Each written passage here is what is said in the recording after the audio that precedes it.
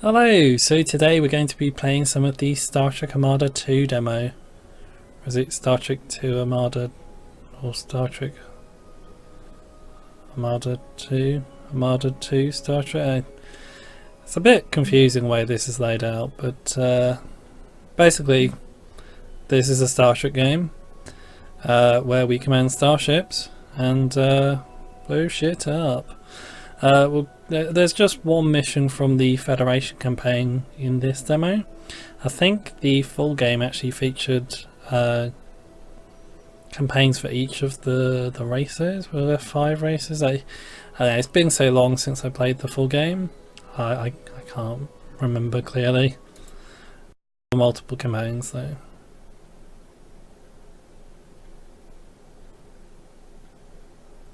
But yeah, let's get started.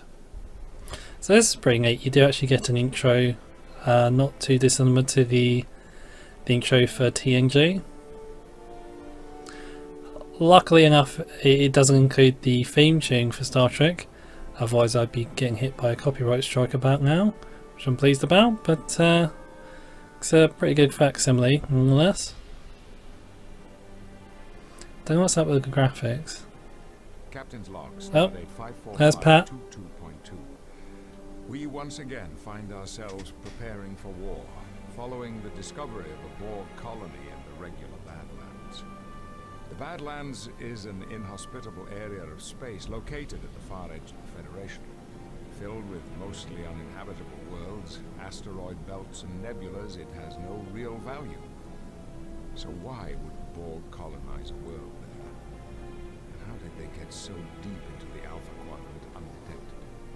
Starfleet, in desperate need of answers, has dispatched the Enterprise along with several other Federation ships to investigate this latest Borg threat.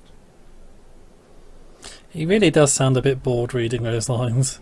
You can almost imagine him like in the studio with like those little reading glasses on, all the actors have, with a pad of paper in one hand with his lines on, a cup of hot chocolate or something in the other hand, and just sort of musing through the lines while he thinks about how much money they're going to pay him, because they would have paid him a lot of money, believe me, a lot of money. But yeah, this is just pretty much a standard RTS. Here's our objectives. We're gonna blow some shit up. It's not a very complicated RTS. It's much like say Command and Conquer, and yeah, basically Command and Conquer. That's the only thing I can think of. It's that sort of school of RTS design where you just sort of, there's no real strategy to it. Well, not any deep strategy to it. You just sort of amass huge numbers of ships or huge numbers of units and just swarm the enemy once you've got enough units.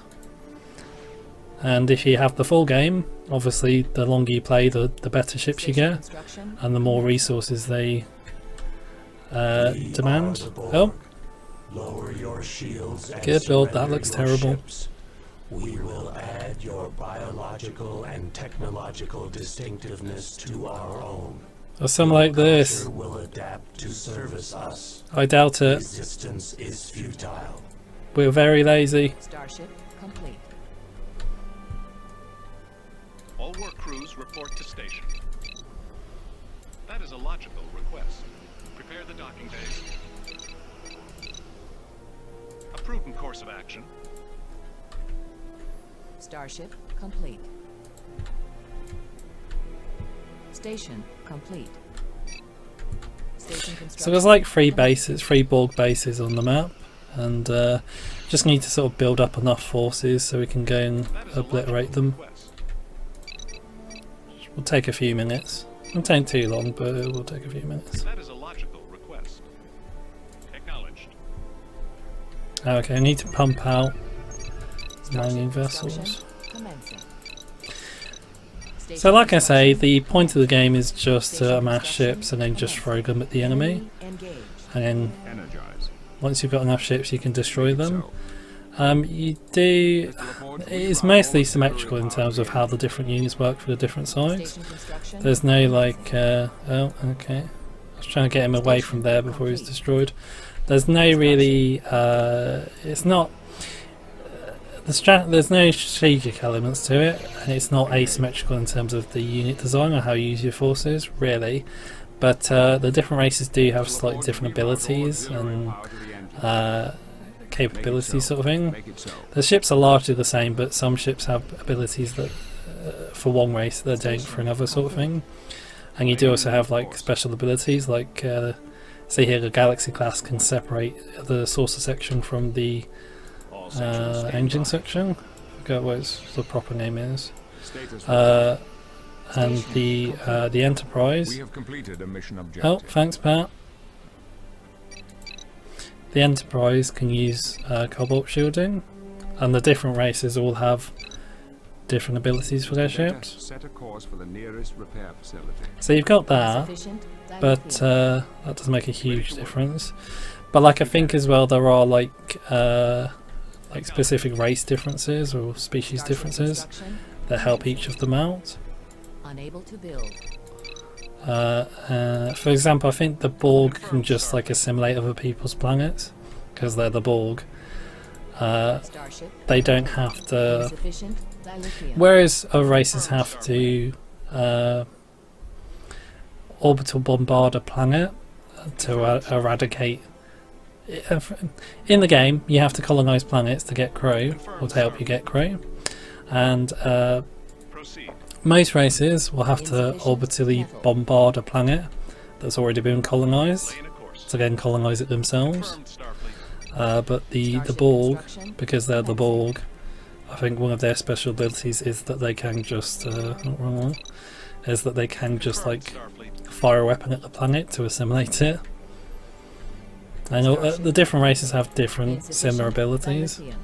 Enemy engaged. Yeah, we got no dilithium. Should have soon though, if we build enough of these. Confirmed, Starfleet.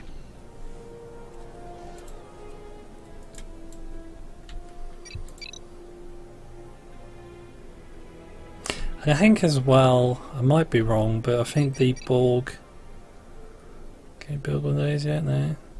I think the Borg can also use their resource collectors as building vessels. I don't know, maybe that was a mod. I might be misremembering things here. I did have the full game. I think I had the first one and the second one actually. It's maybe a bit sad to admit to. They were pretty fun. It's a shame like they never made any strategic Star Trek games. They're like, you know, like I was gonna say like Shogun or something like that, Total War. But like in terms of starships, I doubt many people really want to fight infantry battles in the Star Trek universe. But not getting that one.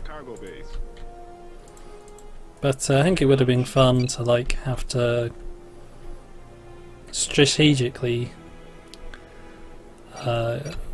fight battles, fight space battles in the Star Trek universe. Complete. Prepare the docking bays.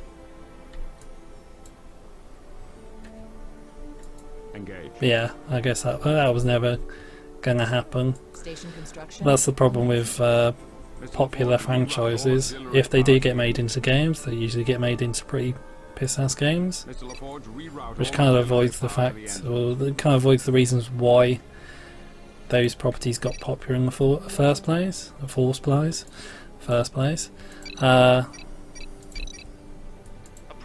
Because like Terminator is this, as an example, is like this dark dystopian future in which the world is taken over by machines from us, and it has power because because it resonates with us, not just because it's like it's cool, but also because it resonates with our own fears about the future, sort of thing. But like 90% of the games that have been made for the franchise have just been like action arcade games or just disposable trash that like you don't want to touch. But having said that, a fair number of the arcade games were pretty fun. Not that I'm saying an arcade game or like a Complete. Lay in a new a game that's enjoyable or like simple or something can't be good for a franchise. I'm just saying like there's potential there for something a bit deeper. Confirmed. It's Star. just never explored in those bigger franchises. I mean, look at Aliens as well. Like the potential to explore really interesting themes about space exploration and alien races and like human biology, I guess, as well. And we get stuff like colonial marines. Station complete. Engage. We have completed a mission of Oh, thanks, Pat. So we'll need to, once we've built the research station, oh, we built one. We'll need to build a colony ship and then just pump out Akiras. Station complete. One of the things about the game, because it's one of those games where it's Crews report to station. the gameplay is quite simple. There's no real depth of strategy, at least, to it.